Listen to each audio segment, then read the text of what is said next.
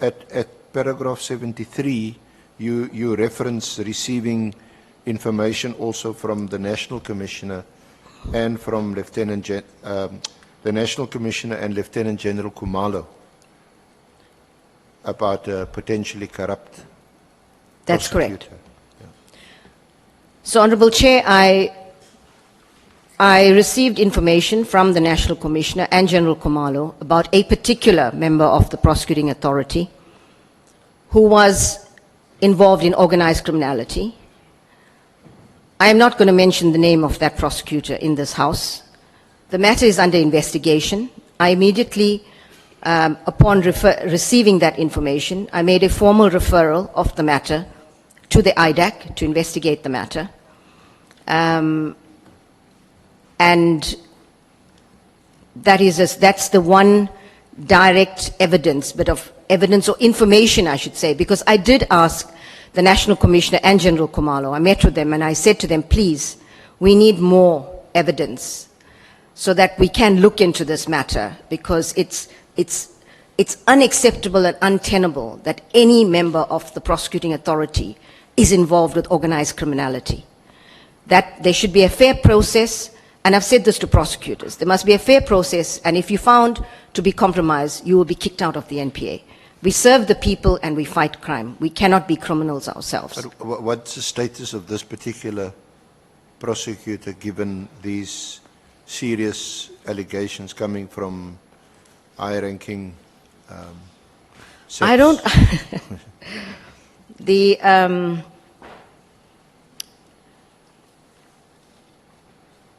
The prosecutor is under suspension. Okay. Okay. So it's currently not been temporarily removed from the system. Now, just while the second aspect I wanted to, just while we're at it, is you otherwise reference at paragraphs 71 and 72 some statistics with us relating to complaints or allegations of corruption. I just wanted to make a... Just a moment, Honorable Skosana. Thank you, Chair. I just wanted to make a seeking clarity question, because the Advocate Batohi is saying he can't reveal the name here.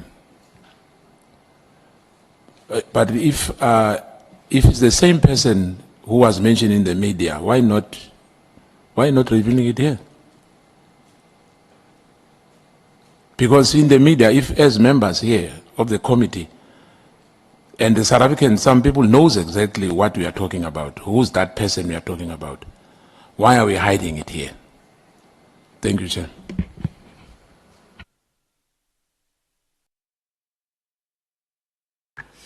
Advocate. Chair, I will not want to hide anything from this committee. I regard it as a very important committee. But I do want to be responsible at the same time. I'm not sure who the person is that the honourable member is referring to. But even if the name is given to me now, I'm not going to make a comment about whether it is or isn't. It's not fair on the process. It's not fair on the person concerned. And this might turn out not to be true. We may not be able to verify this information. And then it destroys people's reputations and lives. And I think it will be hugely irresponsible for me at this stage, with just the bit of information that I have referred, to mention names in this House. So I would please ask the House to be understanding and not to insist that because I will not reveal the name, Chair, with all due respect. Chair, the advocate says that he won't reveal the name, and he's not sure whether I'm talking about the same person. Do you know the name? Chair, if I may ask the name of which person, the person in the media or the person in respect of whom the information was received? No, the person you mentioned that is sitting at home, the prosecutor, which you said is sitting at home as we speak here. I do. But we are talking, you said you don't know that person.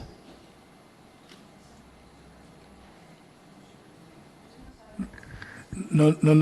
It is not what she said. Yes? You alluded to knowing a person who The media is. who might be on suspension because the report is in the media. Yes.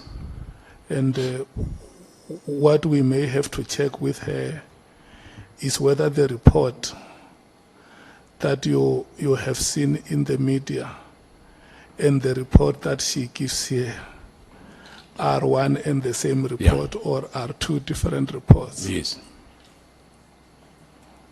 Yes, no, I agree, Chair. And maybe if he said that, if he can say it's the same person, maybe he doesn't want to mention. But if it's mentioned in the media and it's the same person and he says it's a secret, for me that's a double standard. I mean, we deserve to know as well, formally so, not from the media. But if it's a different person, it's okay. Yeah. She says for the purpose of professionalism. Honorable Malema. No, thanks, Chair. I thought she was suggesting we must just go home if she's going to proceed like that. Because we deal with names here. What are we dealing with? What are we dealing with here? We want to know who captured the criminal justice system. And if we can't be told names and we accept that, let's go home. Especially names that are out there. There is a prosecutor, I'm just forgetting the name of, is it Johannesburg or something, Pretoria, who's suspended by the president? Joburg, Chauge. What's difficult saying something like that? What's difficult saying something like that? If we're referring to Chauge, or if there is more, we need to know. There is nothing unprofessional about that, because if we're going to proceed like that, we're becoming toothless. We cannot allow a situation where there is an allegation of a prosecutor who is being captured or infiltrated, and we are told we can't be given a name. If it was wrongly mentioned, there are recourse in South Africa where that name will be cleared. There are so many names of people being said here, people who are also in jail, people who are already on criminal trials. We get deep into those issues because we're seeking to unearth the truth. If it is true, indeed, there are people who are captured in the prosecuting authority. We want to know that. What if Chauge is wrongly accused? What if he's correctly accused? We need to come to a determination that, look, there is nothing in the NPA that suggests there is any infiltration by the drug cartel or anything of that sort. Or there is, and if we say there is, these are the issues. And these are the individuals responsible for those kind of activities in the NPA. So I don't think Honorable Skosana is being irresponsible in that regard. Thanks. Advocate. Thank you, Chair. I really want to emphasize, honorable members, that I do not seek to be disrespectful to this committee. I haven't even said, the members have mentioned names. I haven't even said whether it is or isn't that name that has been mentioned. And I will not, I don't want to make it difficult for this House to be able to do its work. But given that I was given, I think what at the level of intelligence, because I haven't even said it's evidence, I went back to the National Commissioner as well as General Khumalo and I said, can you please give me evidence of this? Because I need more evidence. And so I really urge that it will be hugely irresponsible of me to mention a name in this House on the basis of intelligence that I've received that may or may not be true. So I really urge honorable members to understand that I do want to help this House, but I do not want to put people's names at risk. For various reasons, you never know how people are put at risk. I mean, and we don't know whether it was a direct consequence of what happened in this House, but you know that our chief investigator of the IDAC was attacked a day or two after his name was mentioned in this House. But one might say, look, he is the chief investigator, it's not difficult, that you shouldn't really draw that conclusion. I will understand that as well. But it does put people at risk, and I do not want to be irresponsible and do that when all I've received is intelligence about the possibility that someone, well, about the fact that somebody is involved with organized criminal networks. Thank you, Chair. Honorable Ngola. Thank you very much, Chair. Chair, we have evidence before us that there are rogue sections within the NPA, which suggests that we must dig deeper to look into the allegation. And part of what has been a modus operandi of this ad hoc, Chair, was that names must be given to the committee so that it is actually assisted in formulating a finding and recommendations. From the evidence of General Mkwanazi, whom part of it is what he termed as an intelligence information. So we have been able, for example, Chair, General Mkwanazi stood in front of this ad hoc committee and said, him and General Kumalo went to the Minister of Police to brief him that General Sbiya is a rogue element within SAPS in terms of intelligence information. So I'm trying to display, Chair, that this is not the first time we're dealing with a situation of this matter. And I'm trying to make the NTPP comfortable to mention the name of the person that she's referring to. It is not certainly a finding or a guilty decision if you mention the name. Part of what we've been placed on here, Chair, is that there is an evidence General Mkwanazi even brought to the committee and later withdrew some parts of that evidence, and it was acceptable. So I want the NTPP to feel comfortable to provide the necessary finer detail of the evidence is given before the committee. Thank you very much. Advocate Honorable Matthews. So sorry. Thank you, Chair. Just to add on, number one, within our terms of reference, as a committee, I know this is an open, it's an open hearing at the moment, but we do have an option of a closed session. I'm not saying that we need to go there.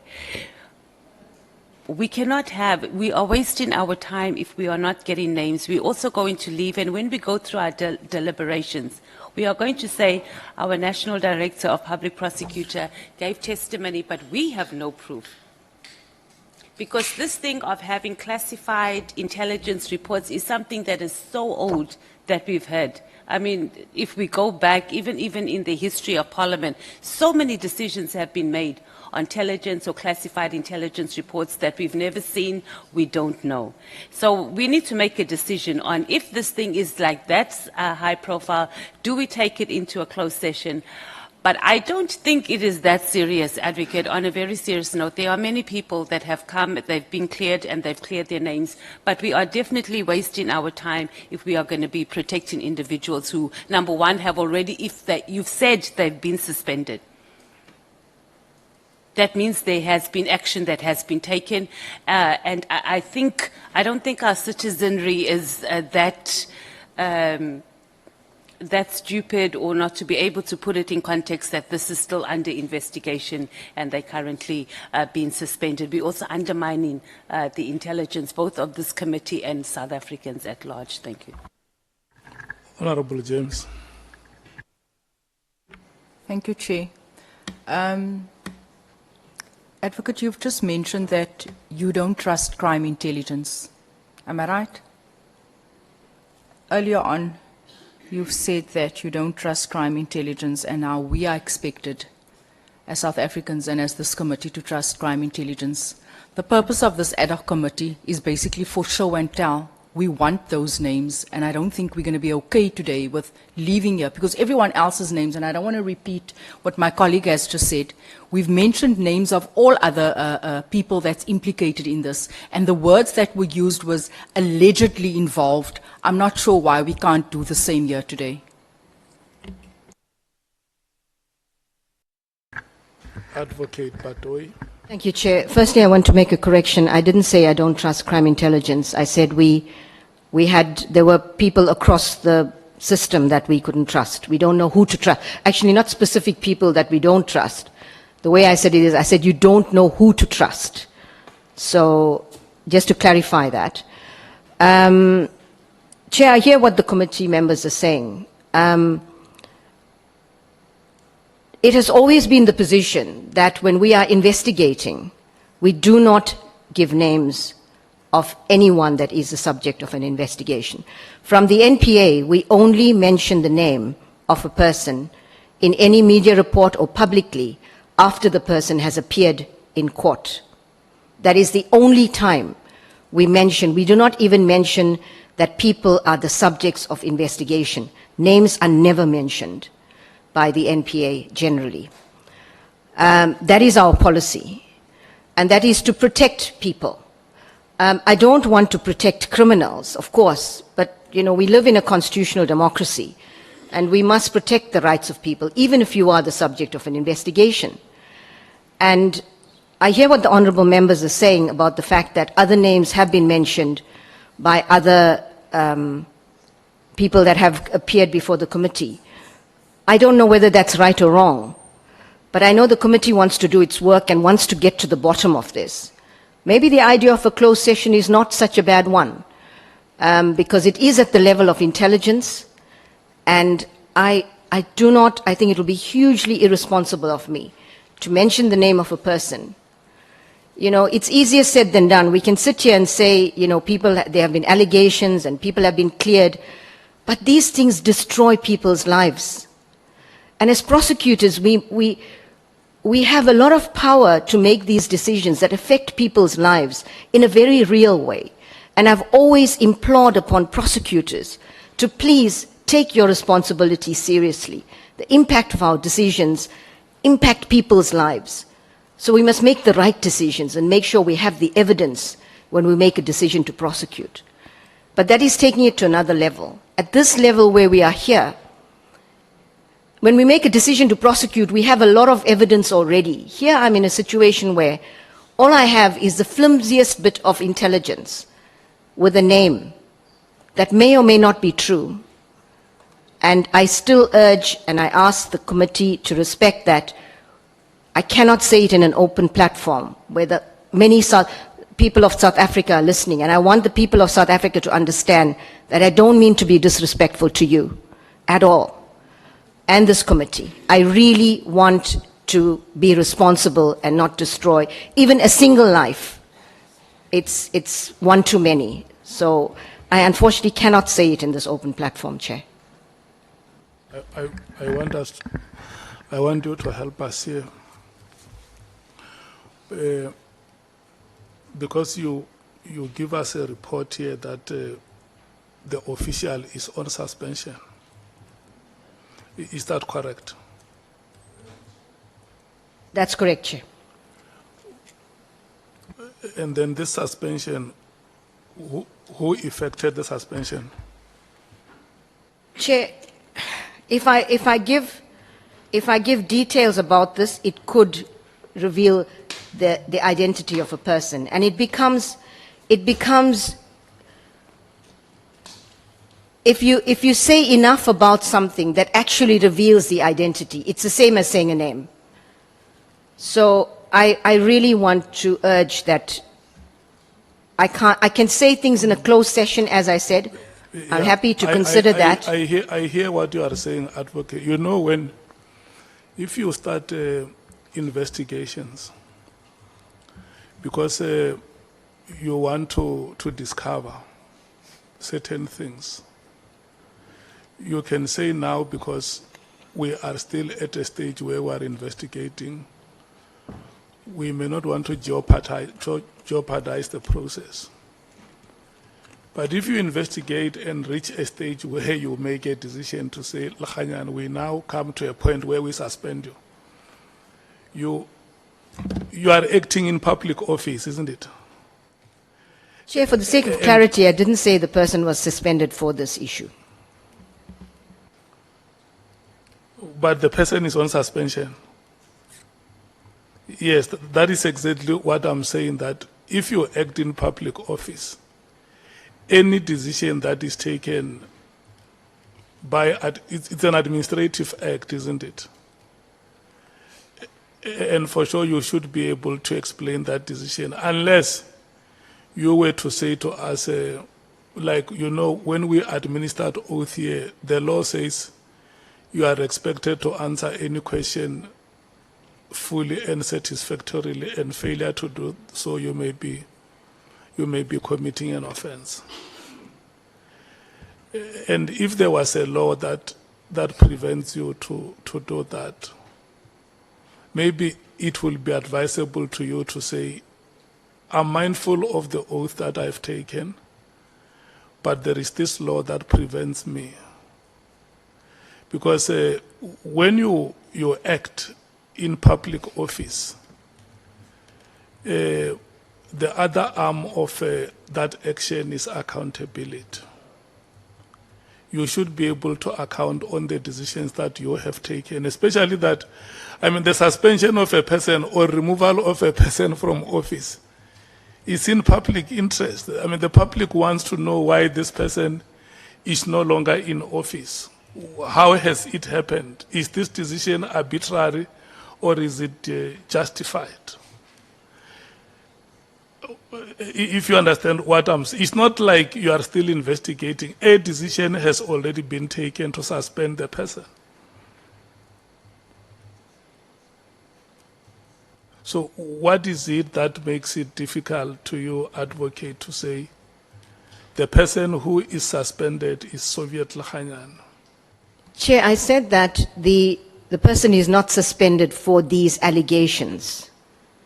And if I mentioned anything more about it, it may become clear who the person is. And for that reason, I do not want to say anything more about it.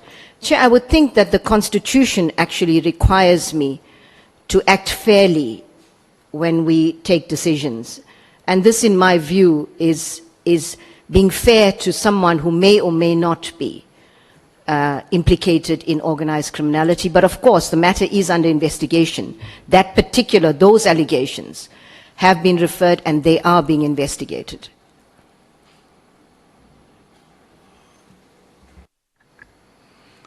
Can I check honorable members who want to speak on this matter? Honorable Skosana, Honorable Ngola, Honorable Nomvalo, Honorable Malema. Thank you, Chair. I'm sorry, SC. Perhaps... Honorable Souls will be the last. Oh. I'm sorry, to have... because there was a nice questioning to advocate. I never thought this matter is so complicated. But in my view, names have been mentioned. The president has suspended someone, which perhaps, maybe there's another ones who are suspended, some prosecutors, fine. But I don't think it's right, advocate. Because where do we draw the line? When things are genuine or are not genuine, where do we draw the line? Because this committee sits here to probe these issues. The allegations which were made by General Mukwanazi. Hence we are here. We are not casting aspersion to anyone. But we want the truth. But if it's an animal farm, names were mentioned here. No one ever complains about names being mentioned here. It's for the first time for me, from hearing from you as a national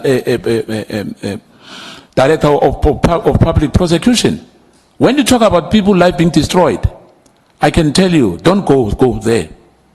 Because he invokes pains to many South Africans who have lost their lives, others their livelihood because of the NPA. Some are still being prosecutors, for many years. Their cases are still in court. But we are going to come to those questions to you at a later stage. But for now, it was only about the name.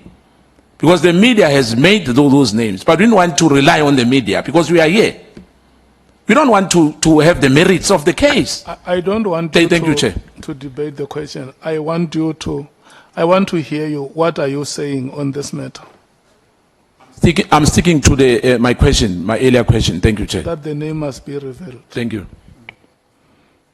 Thank you very much, Chair. It does look like the NTPP is putting a barometer or a barrier in that they can only disclose the name of the person once that person appears before court, which I presume that she means the first appearance.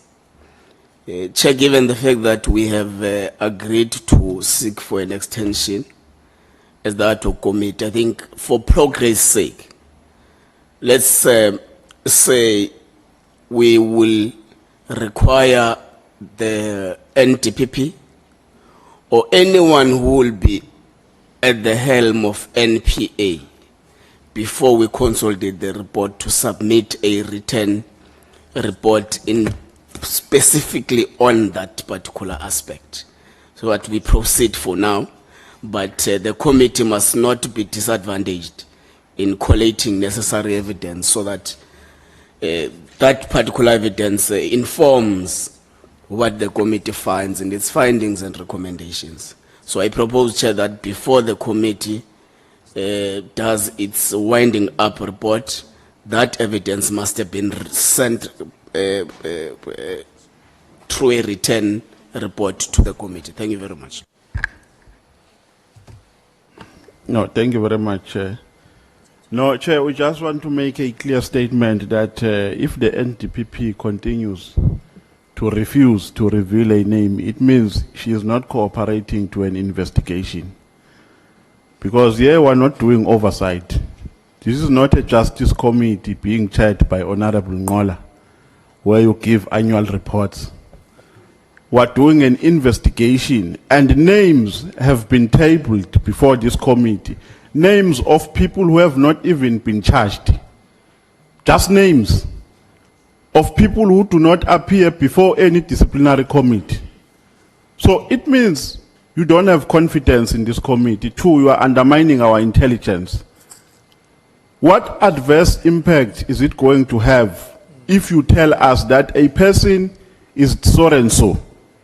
There will be no adverse impact other than an impact that is imaginary. We are just imagining that there will be an adverse impact if you mention names. How? So we are going to understand you to be refusing to cooperate with this committee if you refuse to give us names. Yeah, we are investigating, so you can't tell us how we should investigate. We can't be told by you. We have terms of reference. We know what we are doing here. So don't undermine our intelligence. Chair, I'm in support of what Honorable Skosana is saying, that the name must be revealed to help our investigation, to pursue our investigation, because that name might be relevant for us to take a certain posture with regards to this investigation. So you are refusing to give more insight about issues which are affecting our justice system if you refuse to give us a name. And we are not just asking from an ordinary person. You are the NTPP with a statutory responsibility to oversee the running of the NPA. And you come here and refuse to give us names as if it's a choice. It's not a choice. We're investigating you. We're investigating the allegations, I mean. And if we say give us names, unless you are telling us that you are refusing, then we're going to note it as such. We're going to write it down that you are not cooperating with this investigation. Thank you. Honorable Malema. Chair, NDPP must know that she's got a duty to protect this country more than individuals. You can't say, I want to protect individual because of their rights and all of that. A rotten NPA, it's very dangerous to our constitutional democracy she speaks about. A rotten NPA is dangerous to the Constitution of the Republic of South Africa. So you cannot protect an individual over the Constitution of the Republic of South Africa. Just her failure to respond to this question, she must take her bag and go. She's not going to be useful to us. We are asking names. That's why we are here. We are told there are people who kept people is names. Who are those people? We want names of drug cartels. We want names of corrupt police. We want names of corrupt judges. We want names of corrupt prosecutors. That is the whole idea of us being here. So you call a witness, when she left home, she left saying she's going to do what here? She's coming to read a policy statement in an inquiry. Yeah, we even discuss boardroom. We're discussing pillow talk. Yeah. Yeah. That's how far we go.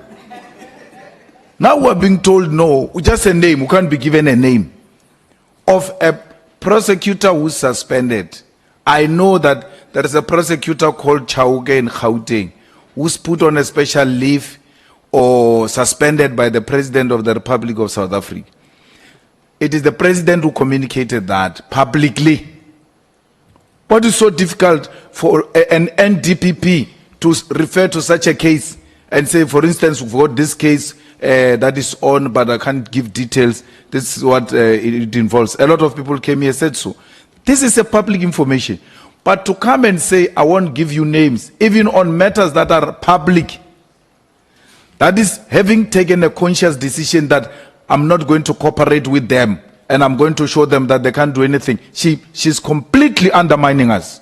To put it mildly, she's undermining us, and she left her home having taken a decision to come and undermine us here. What is so secret about telling us about a public prosecutor of a public prosecution? Everything is public there, except when you are dealing with the case.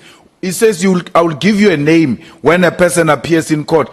The person that we're speaking about, for instance, Chauke, he's not going to go to court. It's an inquiry that is on. The president is investigating a particular conduct, wrongly or rightfully, I don't know. So it means we'll never hear that name Chauke in this committee because he will never have a first day appearance in a criminal court. What happens? There is an internal, inquiry that the president has constituted. The head of NPA must know about that, must be comfortable to speak about it. And the refusal to speak about such an incident is to say, I'm not going to cooperate with you. Actually, the allegations goes further, which we are going to probe later when it is our turn to ask questions. They say, after they arrested advocate Chauke, they are able to register cases easily. That's what SAPS says. And cases are moving smoothly in Gauteng. Is that true? We want to get into those issues, but if the head of NPA is going to shy away from that, then which issue are we going to deal with? We need prosecutors who are cooperating with drug cartels.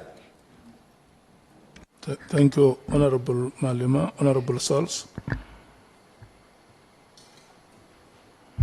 Chair,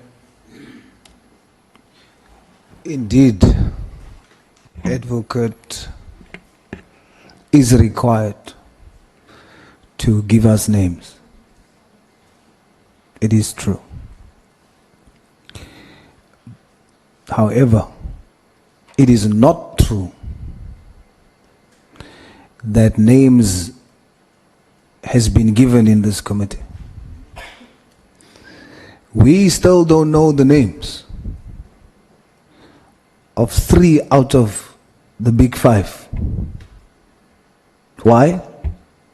Because the witness stated that it is under investigation and the names will be revealed, and it can be revealed in camera, can be revealed in a closed session.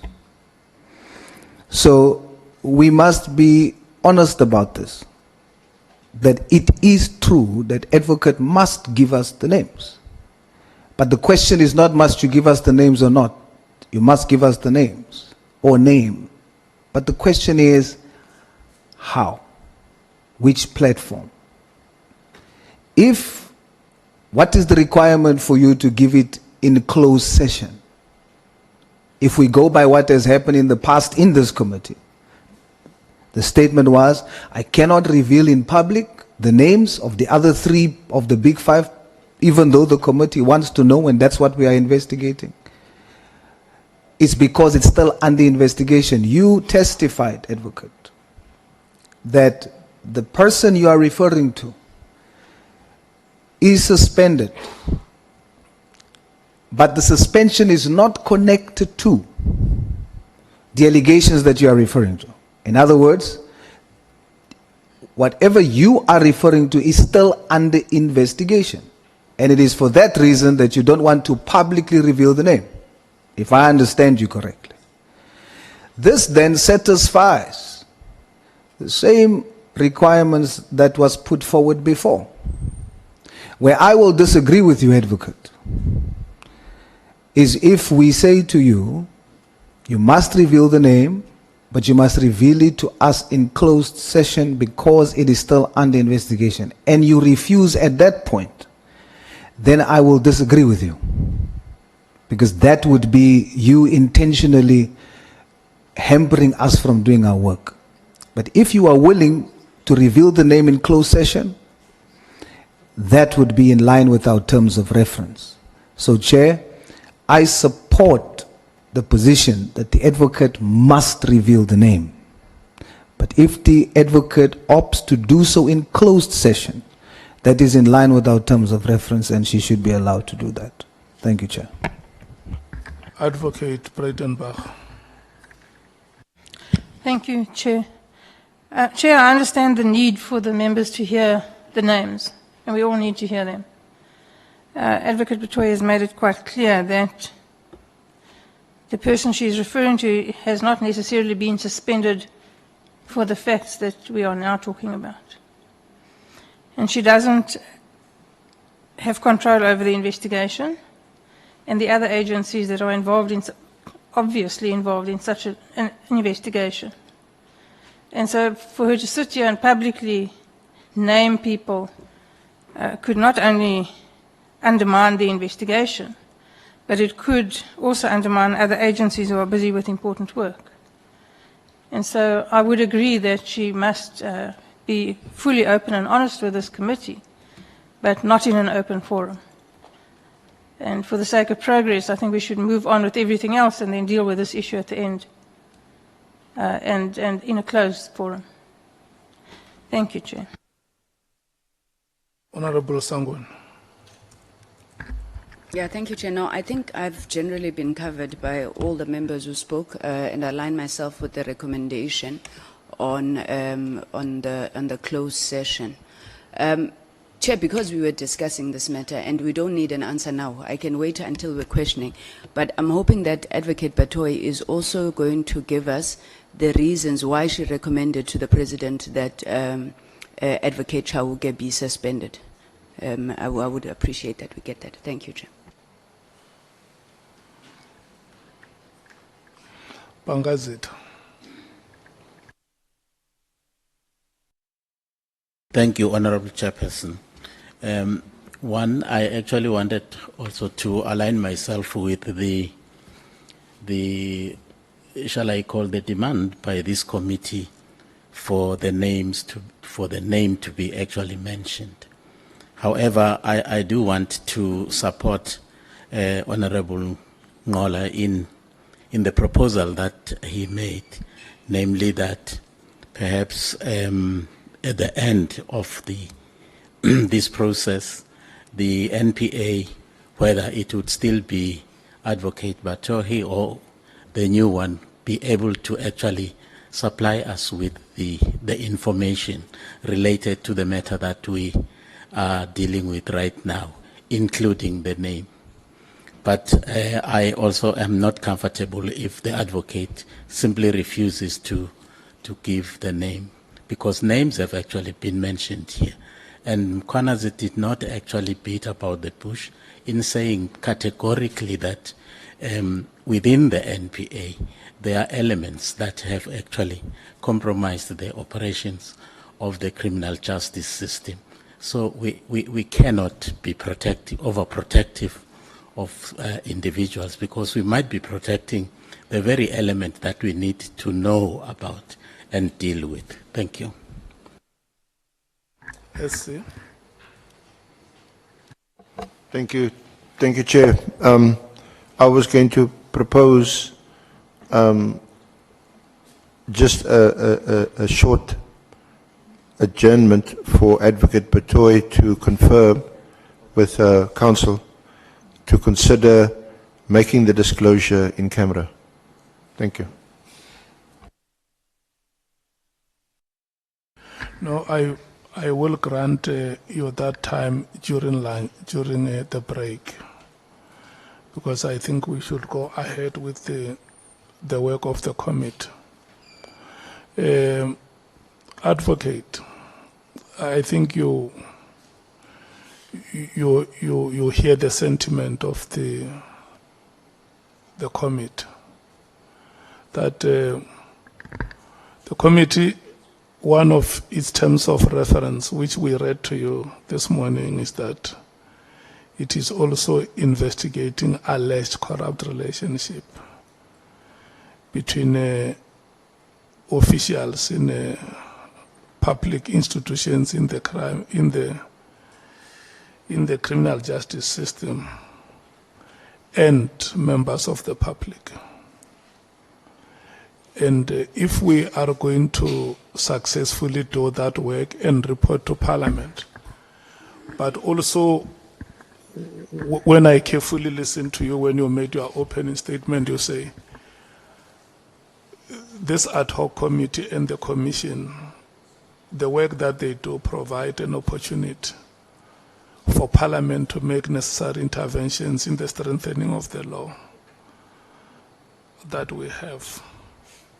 So it's going to be very important that we have. Remember, the reason why we want the names is we have to decide on the witnesses that we invite before us here. And if we don't have those names, all these witnesses, the reason why the committee said the first witness must be General Mkhwanazi was because we couldn't just sit like this and throw the bones on the floor and the bones will say there is an elephant here, there is a lion here, there is a porcupine here, you must call them before.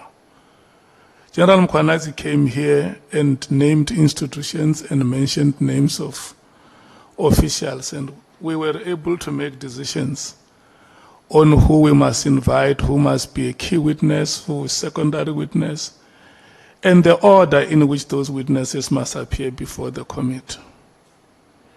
So I will take solace to what the SC says, that during the break, I mean, when you come back from the break, you will give an answer as to how that name is going to be made available to the committee. And in this regard, I would like us to continue with the proceedings. Is that fine with you, Advocate? Chair, it's a good first step. I will certainly confer with Council during the break. Whether we'll be able to come back immediately or whether I need to get a proper legal opinion on this is something we will consider. But I really want to assure this House I do want to cooperate with this House. And I certainly do not want to be disrespectful. This is important work, as you put out. So we will certainly look at how we can best deal with this issue. Thank you, Chair. Thank you, Advocate Batohi. Can we perhaps just explore this very issue a bit further? What is the difference between the suspension of Advocate Chauke by the President? Is it because he's a DPP and this particular prosecutor is not? Advocate Chauke has been suspended by the President because he is a DPP. That is correct.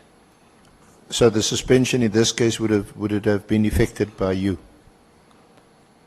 as the Well, it the depends. NDPP As or- I said earlier, Council, I don't want to say anything further because it could reveal the identity of the person.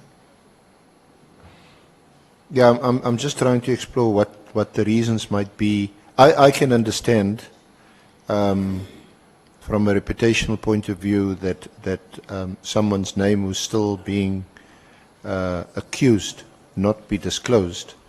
But it is so that many names have been mentioned during the course of these hearings, and members understand it's on the basis that there are allegations. But there may be a different perception out there in the public that I can also understand. The other thing is this, you actually mentioned that the reason for the suspension is not related to what was mentioned to you by, I don't know, just you can correct me if I'm wrong, by Lieutenant General Khumalo and the National Commissioner. It is for some other reason. That's correct. Isn't that a reason why perhaps the name should be mentioned? Because I think the concern is that given that allegations have been made by, amongst others, Lieutenant General Khumalo and also the National Commissioner and Lieutenant General Konazi, that this appears to be a person who's been suspended, but not for the reasons that they allege. So why can't the name be mentioned?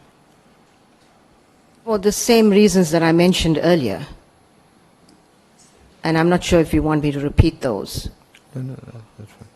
Chair. We did say that I think that the Chair did point out that during the break you can consider your position and take legal advice and get a legal opinion if necessary. Because as you know, we're in a different forum to the Madlanga Commission. You are also protected by parliamentary privilege. And it's parliamentary privilege is only lost if at the end of the day you are found to have lied or for some unlawful reason. So you are protected. So you are in a protected environment. You're not persuaded. I'm in a protected environment. I'm trying to protect others. Well, for the reasons that I mentioned.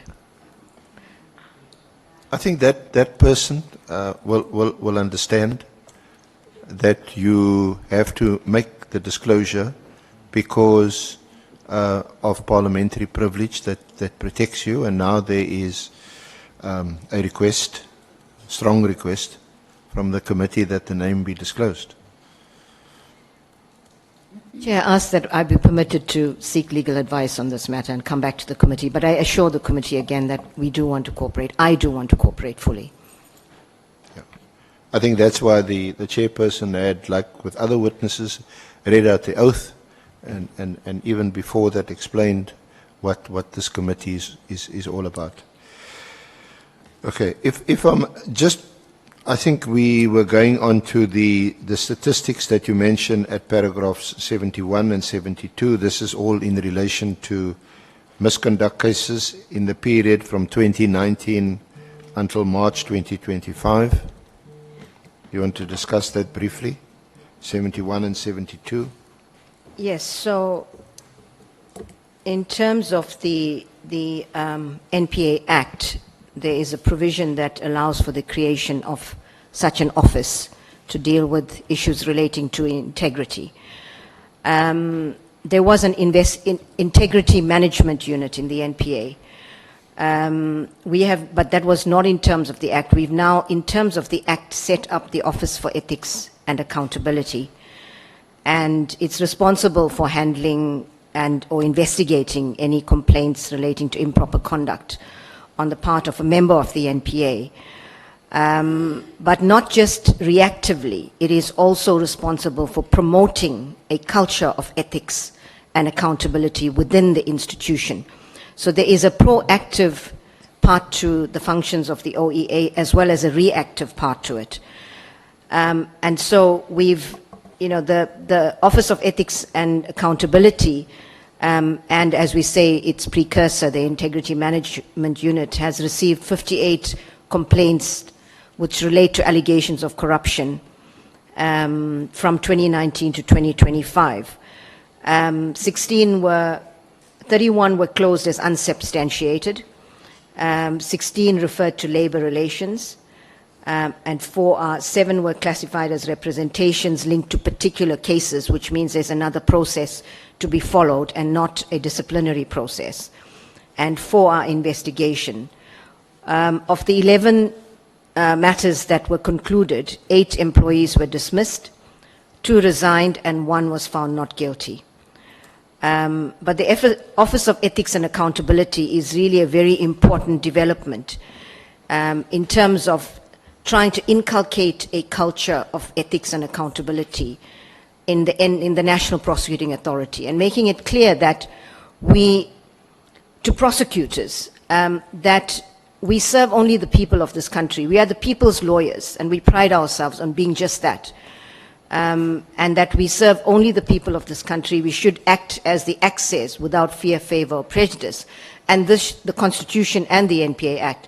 And this shouldn't just be a cliche. It should be demonstrated by the work that we do, that we in fact act without fear, favor, or prejudice. So this office is very important in terms of ensuring that we inculcate a culture of ethical conduct in the NPA, of the highest standards of integrity, and if these are breached, that they will be properly investigated and there will be consequences. The one thing I can assure the people of this country and this House is that when there are allegations against any prosecutor, we do not sweep it under the carpet. It's a fair process, it is properly dealt with, and there are consequences. The issue of the suspension of this potentially corrupt prosecutor, was that referred to the Office of Ethics and Accountability? Because I see it's been referred to IDAC. Yes, it's been referred to IDAC because I believe that there should be a criminal investigation into this matter, and we needed to get more information, because I just got, as I said, some kind of information, so we needed to look into it more carefully to ensure that at the end of the day we can decide on what processes should follow from there. So this is the first step in what could lead to other processes as well. But still on this theme, I'm afraid, given the seriousness of the allegation, I'm talking about this particular prosecutor, but also given, as several honourable members have pointed out, given the importance of the work that the NPA does, given that we all accept that trust in the criminal justice system across the board, NPA, the police, other law enforcement agencies, is at its lowest. Isn't a last and the more effective deterrent to name and shame errant or miscreant prosecutors, rather than going through this formal process, which one understands that must be followed, given that you've got to weigh up the rights of those accused and the accusers. Chair, I agree. If prosecutors should know that an allegation is made against them, it might be made public. Chair, I agree that errant prosecutors should not be tolerated in the prosecuting authority, and there must be processes. We do not, as the NPA, make any comments about internal disciplinary processes that are ongoing. That has been the policy of the NPA. But it's not because we are protecting anybody. Processes do, as I said, when there's allegations, we make sure there's a proper process, whatever it might be, and there's consequences. Because there's absolutely no room for errant prosecutors, dishonest prosecutors, corrupt prosecutors in the NPA. And so I'm not sure whether the Council is going back to, your question relates to disclosing the name of this person. But again, I'm imploring that we be given the opportunity to consult and decide on how we take it forward. And a closed session which has been proposed might be the best way forward. So I would urge that we be allowed to at least take advice on that. Okay. Can we also perhaps just jump to the actual reason why you're here? That's in relation to allegations by General Mkhonazi in relation to the PKTT, the Political Killings Task Team. I think you attended a first meeting, or one of the first meetings of the Interministerial Committee when it was, sorry, no,